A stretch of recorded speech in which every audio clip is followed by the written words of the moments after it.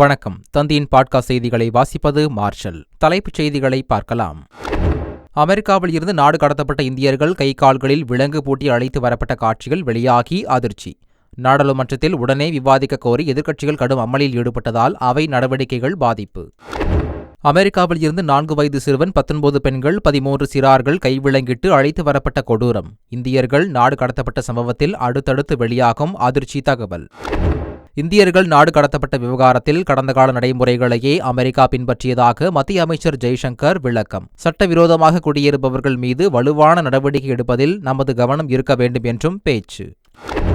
சட்டவிரோத குடியேற்ற சட்டத்தின்படியே இந்தியர்களை அமெரிக்கா அனுப்பியுள்ளது. கை கால்களில் விலங்கிட்டு இந்தியர்களை அழைத்து வந்ததாக குற்றச்சாட்டு வெளியான நிலையில் அமெரிக்கா விளக்கம். தலைவர்களுக்கு கை விலங்கிட்டு சங்கிலியால் சிறையில் அடைத்த கட்சி காங்கிரஸ்.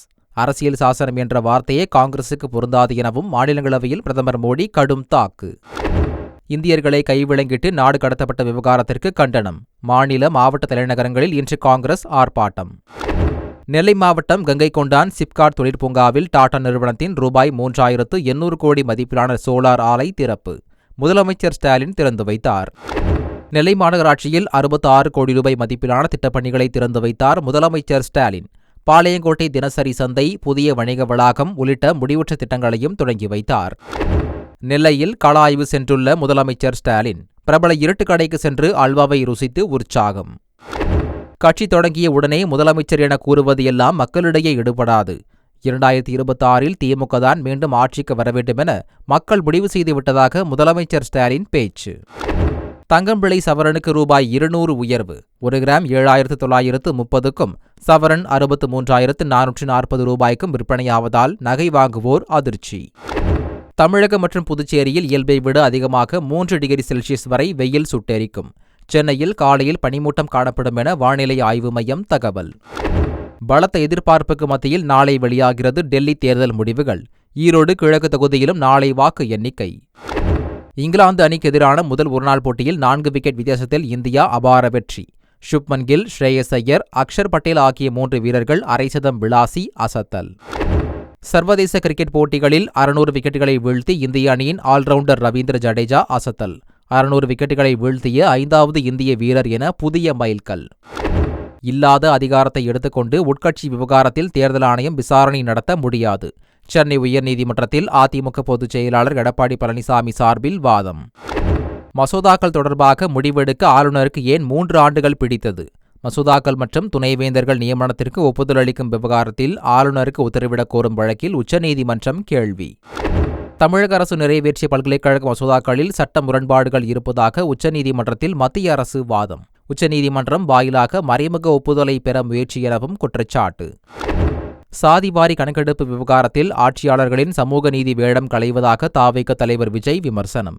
தெலுங்கானா மாநில அரசுக்கு மட்டும் சாதிவாரி கணக்கெடுப்பு சாத்தியமானது எப்படி என்றும் கேள்வி. வேங்கை வயல் பிரச்சினைக்கு தீர்வு காணாமல் 2026 சட்டப்பேரவைத் தேர்தலை சந்தித்தால் திமுக கூட்டணி மிகப்பெரிய சரிவை சந்திக்க நேரிடும். விசிக துணை பொதுச் செயலாளர் வன்னியரசு எச்சரிக்கை.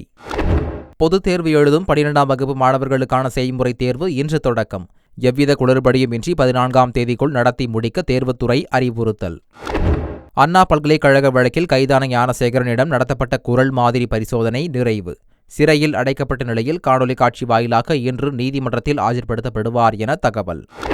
தாமிரபரணி, நம்பியாறு, கருமேனியாறு நதிநீர் இணைப்பு வெள்ளநீர் கால்வாய் திட்டத்தை இன்று துவக்கி வைக்கிறார் முதலமைச்சர் ஸ்டாலின். 1061 கோடியில் பணிகள் முடிக்கப்பட்டுள்ள நிலையில் துவக்கி வைக்கிறார். பல்கலைக்கழக மானியக் குழு வரைவு நெறிமுறைகளுக்கு எதிர்ப்பு. திமுக மாணவரணி சார்பில் டெல்லியில் ஆர்ப்பாட்டம். திமுக மற்றும் கூட்டணி கட்சி எம்பிக்கள் பங்கேற்பு. கல்வியை மாநில பட்டியலுக்கு மாற்ற வேண்டுமென மக்களவை எதிர்க்கட்சித் தலைவர் ராகுல் காந்தி வலியுறுத்தல். யுஜிசி விதிமுறைகள் மூலம் கல்வியை தங்களது கட்டுப்பாட்டிற்குள் கொண்டுவர மத்திய அரசு முயற்சிப்பதாகவும் குற்றச்சாட்டு. யுஜிசி விவகாரத்தில் எதிர்க்கட்சிகள் அரசியல் உள்நோக்கத்தோடு சமூகத்தில் குழப்பத்தை ஏற்படுத்த முயற்சி. சுதந்திரத்திற்கு முன்பிலிருந்தே பல்கலைக்கழக வேந்தர்களாக ஆளுநர்களே இருந்து வந்துள்ளதாகவும் மத்திய கல்வி அமைச்சர் தர்மேந்திர பிரதான் விளக்கம். கிளாம்பாக்கம் அருகே இளம்பெண்ணுக்கு பாலியல் தொல்லை அளித்த சம்பவத்தில் ஆட்டோ ஓட்டுநர் உட்பட 2 பேர் கைது. போலீசார் பிடியில் இருந்து தப்ப முயன்ற தயாளன் என்பவருக்கு இடது காலில் மாவுக்கட்டு. கிருஷ்ணகிரி அருகே ஆசிரியர்களால் மாணவி வன்கொடுமை செய்யப்பட்ட விவகாரம். பள்ளிக்கு விடுமுறை அளிக்கப்பட்ட நிலையில் இன்று மீண்டும் திறக்கப்படுகிறது. கிருஷ்ணகிரி மாவட்டம் போச்சம்பள்ளியில் பள்ளி மாணவி பாலியல் வன்கொடுமை செய்யப்பட்ட விவகாரம். கைது செய்யப்பட்ட 3 ஆசிரியர்களுக்கு ஆதரவாக ஆஜராகப் போவதில்லை என கிருஷ்ணகிரி வழக்கறிஞர் சங்க கூட்டத்தில் தீர்மானம். திருப்பரங்குன்றத்தில் நீதிமன்ற நிபந்தனையை மீறி பேசியதாக பாஜக மூத்த தலைவர் ராஜா மீது பாய்ந்தது வழக்கு. மதுரை சுப்பிரமணியபுரம் போலீசார் 3 பிரிவுகளின் கீழ் வழக்கு பதிவு செய்து விசாரணை. வேலூர் அருகே ஓடும் ரயிலில் 4 மாத கர்ப்பிணிக்கு பாலியல் தொல்லை அளிக்கப்பட்ட சம்பவத்தால் அதிர்ச்சி. உதவி கேட்டு கூச்சலிட்டதால் ரயிலில் இருந்து கீழே தள்ளிய கொடூரம். சமூக ஆர்வலர் ஜகபர் அலி கொலை வழக்கு. துளையானூரில் உள்ள கிரஷர் ஆலைக்கு சீல் வைப்பு. டெல்லியில் குடியரசுத் தலைவர் திரௌபதி முர்முவை குடும்பத்துடன் சென்று சந்தித்த சச்சின் டெண்டுல்கர் தான் கையெழுத்திட்ட டி-ஷர்ட்டை குடியரசுத் தலைவருக்கு பரிசாக வழங்கி நெகிழ்ச்சி. ஆந்திராவில் 8ஆம் வகுப்பு மாணவியை பாலியல் வன்கொடுமை செய்த கொடூர ஆசிரியர் மீது தாக்குதல். மின்கம்பத்தில் கட்டி வைத்து புரட்டி எடுத்த உறவினர்கள். தைப்பூச நாளில் பத்திரப்பதிவு அலுவலகங்கள் வழக்கம் போல் செயல்படும் என தமிழக அரசு அறிவிப்பு.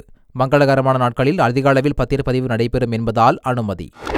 வெளிநாட்டு கேமராக்கள் நம்மை கருப்பாக காட்டும் நிலை தற்போது மாறியுள்ளது. இசையமைப்பாளர் AR ரஹ்மான் பேச்சு. கிரியா யோக தியான பயிற்சி தனது வாழ்வில் வலிமை, அமைதியை ஏற்படுத்தியது. நடிகர் ரஜினிகாந்த் நெகிழ்ச்சி. பேசுவதை தவிர்த்த காதலி குறித்து இன்ஸ்டாகிராமில் போலி கணக்குகளை தொடங்கி அவதூறு பரப்பிய விவகாரம். மேட்டுப்பாளையத்தைச் சேர்ந்த இளைஞரை கைது செய்து போலீசார் விசாரணை. கடலூர் மாவட்டம் வடலூரில் தண்ணீர் என நினைத்து டீசலை குடித்த 1.5 வயது பெண் குழந்தை உயிரிழப்பு. அடுப்பு பற்ற வைக்க வைத்திருந்த டீசலை குடித்ததால் நேர்ந்த சோகம். தேனி மாவட்டம் பெரியகுளம் அருகே 10 வயது சிறுமியிடம் பாலியல் சீண்டலில் ஈடுபட்ட 73 வயது முதியவருக்கு 25 ஆண்டுகள் சிறை. பாதிக்கப்பட்ட சிறுமிக்கு 7.5 லட்சம் ரூபாய் இழப்பீடு வழங்க தமிழக அரசுக்கு மாவட்ட போக்சோ சிறப்பு நீதிமன்றம் உத்தரவு. வேலூர் மாவட்டம் சத்துவாச்சாரி அருகே காதல் ஜோடிகளை மிரட்டி பணம் பறித்த கொள்ளையர்கள் 2 பேர் கைது. தந்தி டிவியில் செய்தி வெளியானதன் எதிரொலியாக நடவடிக்கை. திருப்பூரில் இருந்து ஈரோடு நோக்கி சென்ற தனியார் பேருந்து சாலையில் கவிழ்ந்து விபத்துக்குள்ளானதில் கல்லூரி மாணவர்கள் 2 பேர் உயிரிழப்பு. உயிரிழந்த 2 மாணவர்கள் குடும்பத்துக்கு தலா 3 லட்சம் ரூபாய் நிவாரணம் வழங்க முதலமைச்சர் ஸ்டாலின் உத்தரவு. அரசு பள்ளி மாணவியை போட்டோ எடுத்து உடற்கல்வி ஆசிரியர் வர்ணனை. போக்சோ சட்டத்தில் கைது செய்து சிறையில் தள்ளியது காவல்துறை. கலவரத்தை தூண்டும் வகையில் பேசிய வழக்கில் சீமான் நேரில் ஆஜராவதில் இருந்து விலக்கு அளிக்க உயர்நீதிமன்றம் மறுப்பு. வழக்குகளில் நீதிமன்ற படி ஏறினால்தான் நிதானம் வரும் என்றும் அறிவுரை. சென்னை மாநில கல்லூரி வளாகத்தில் விடுதி மாணவர்கள் திடீர் போராட்டம். உணவு, குடிநீர் உள்ளிட்ட அடிப்படை வசதிகள் எதுவும் இல்லை என குற்றச்சாட்டு. வைகை ஆற்றில் கழிவுநீர் கலப்பதை தடுக்க மெட்ராஸ் உயர்நீதிமன்ற மதுரை அமர்வு அதிரடி உத்தரவு. 5 மாவட்ட ஆட்சியர்கள் வாரந்தோறும் ஆய்வு செய்து அறிக்கை அளிக்க ஆணை. ஸ்காலர்ஷிப் வழங்குவதாக கூறி பள்ளி மாணவர்களிடம் நூதன மோசடி. விழிப்புடன் இருக்குமாறு தூத்துக்குடி காவல்துறை எச்சரிக்கை. மதுரை சோழவந்தானில் கிரில் சிக்கன் சாப்பிட்ட 20 பேருக்கு வயிற்றுப்போக்கு. உணவகத்திற்கு சீல் வைத்து அதிகாரிகள் அதிரடி நடவடிக்கை. திருச்சியில் மேல்நிலை நீர்த்தேக்க தொட்டியில் மலம் கலந்ததாக எழுந்த புகாருக்கு மறுப்பு. சாம்பார் அல்லது உணவுப் பொருளாக இருக்கலாம் என அதிகாரிகள் தகவல். தை கிருத்திகை தினத்தை ஒட்டி திருச்செந்தூர் முருகன் கோயிலில் ஏராளமான பக்தர்கள் சாமி தரிசனம். காவடி, பால்குடம் எடுத்து நேர்த்திக்கடன். செஞ்சி சோலையம்மன் கோயிலில் உண்டியலை திருடிய காதல் ஜோடி. கோயிலின் பின்பக்கம் தூக்கிச் சென்று திருடிய காட்சிகள் வெளியீடு. சென்னையில் சிறுவர்களை காதலிப்பதாக கூறி அத்துமீறிய சின்னத்திரை நடிகர் போக்சோவில் கைது. ஆசையை அடக்க முடியவில்லை, தவறு செய்துவிட்டதாக போலீசாரிடம் கதறல். மகா கும்பமேளாவை ஒட்டி உத்தரப்பிரதேச மாநிலம் பிரயாக்ராஜில் கட்டுக்கடுங்காத கூட்டம். திரிவேணி சங்கமத்தில் புனித நீராடிய பக்தர்களின் எண்ணிக்கை 40 கோடியை நெருங்கியது. ஆண்டுதோறும் 3000 ரூபாய் செலுத்தினால் இந்தியா முழுவதும் டோல்கேட்டில் இலவசமாக பயணிக்கலாம். மத்திய அமைச்சர் நிதின் கட்கரி தகவல். பெங்களூரில் 311 முறை போக்குவரத்து விதிமீறல் செய்தவருக்கு 1,61,000 ரூபாய் அபராதம். 20 அடி நீள அபராத ரசீது வழங்கப்பட்டதால் அதிர்ச்சி. கேரள மாநிலம் தொடுபுழாவில் பாதி விலைக்கு ஸ்கூட்டர் உள்ளிட்ட பொருட்கள் தருவதாக 1000 கோடி ரூபாய் அளவிற்கு மோசடி. 2000க்கும் மேற்பட்ட புகார்கள் குவிந்த நிலையில் இளைஞர் கைது. மத்திய பிரதேச மாநிலத்தில் இந்திய விமானப்படைக்கு சொந்தமான விமானம் வானில் இருந்து விழுந்து நொறுங்கி விபத்து. 2 பைலட்டுகளும் உரிய நேரத்தில் வெளியேறியதால் சிறு காயங்களுடன் உயிர் தப்பியதாக தகவல். பிரபல உணவு டெலிவரி நிறுவனமான ஜொமேட்டோவின் பெயர் எட்டர்னல் என மாற்றம். புதிய லோகோவும் வெளியீடு. மோசடி வழக்கில் பாலிவுட் நடிகர் சோனு சூடுக்கு பிடிவாரண்ட். பலமுறை சம்மன் அனுப்பியும் ஆஜராகாததால் கைது நடவடிக்கை எடுக்க பஞ்சாப் நீதிமன்றம் உத்தரவு. சென்னை சத்தியம் திரையரங்கில் விடாமுயற்சி படத்தை பார்க்க வந்த நடிகர் அஜித்தின் மனைவி ஷாலினி. போட்டி போட்டு செல்ஃபி எடுத்து மகிழ்ந்த ரசிகர்கள். இணையத்தில் சட்டவிரோதமாக வெளியான விடாமுயற்சி திரைப்படம் திரைக்கு வந்த நாளிலேயே பைரசி கும்பல் வெளியிட்டதால் படக்குழு அதிர்ச்சி. சிதம்பரம் அண்ணாமலை பல்கலைக்கழகத்தில் பராசக்தி படத்தின் படப்பிடிப்பு. நடிகர் சிவகார்த்திகேயன் சைக்கிள் ஓட்டும் காட்சி ஒளிப்பதிவு. நாட்டிலேயே அதிகபட்சமாக 1,86,00,000 வருமான வரியாக செலுத்தியது ரிலையன்ஸ் நிறுவனம். ஒட்டுமொத்த பட்ஜெட்டில் 4% தொகையை வருமான வரியாக செலுத்தியதாக தகவல். கிரீஸ் நாட்டில் உள்ள சாண்டோரினி தீவில் நிலநடுக்கம். 11,000 பேர் வெளியேற்றம். மார்ச் 3ஆம் தேதி வரை அவசர நிலை பிரகடனம். காசாவில் இருந்து பாலஸ்தீனியர்களை வலுக்கட்டாயமாக அரபு நாடுகளுக்கு அனுப்ப பிரிட்டன் கடும் எதிர்ப்பு. அமெரிக்காவின் பரிந்துரையை நிச்சயம் ஏற்க மாட்டோம் என நாடாளுமன்றத்தில் பிரிட்டன் அமைச்சர் ஆவேசம். காசாவில் இருந்து பாலஸ்தீனியர்கள் வெளியேற்றப்பட மாட்டார்கள். பாலஸ்தீனியர்களை தற்காலிகமாக வேறு இடத்திற்கு மாற்றுவதாக மட்டுமே அதிபர் ட்ரம்ப் கூறியதாக வெள்ளை மாளிகை விளக்கம். பிரான்சில் ஏலத்தில் விடப்பட்ட 100க்கும் மேற்பட்ட பழமையான ரேஸ் கார்கள். ஆரம்ப காலத்தில் மெஸ்ஸி அணிந்திருந்த ஜெர்சியும் ஏலத்திற்காக வைப்பு. ஐசிசி சாம்பியன்ஸ் டிராபி தொடரில் இருந்து அடுத்தடுத்து விலகும் ஆஸ்திரேலிய முன்னணி வீரர்கள். மிச்சல் மார்ஷ், ஹேசல்வுட்டை தொடர்ந்து பேட் கமின்ஸும் விலகியதால் ஸ்டீவ் ஸ்மித் அல்லது டிராவிஸ் ஹெட் கேப்டனாக நியமிக்கப்படலாம் என தகவல். இத்துடன் தந்தியின் பாட்காஸ்ட் செய்திகள் நிறைவடைந்தன. வணக்கம்.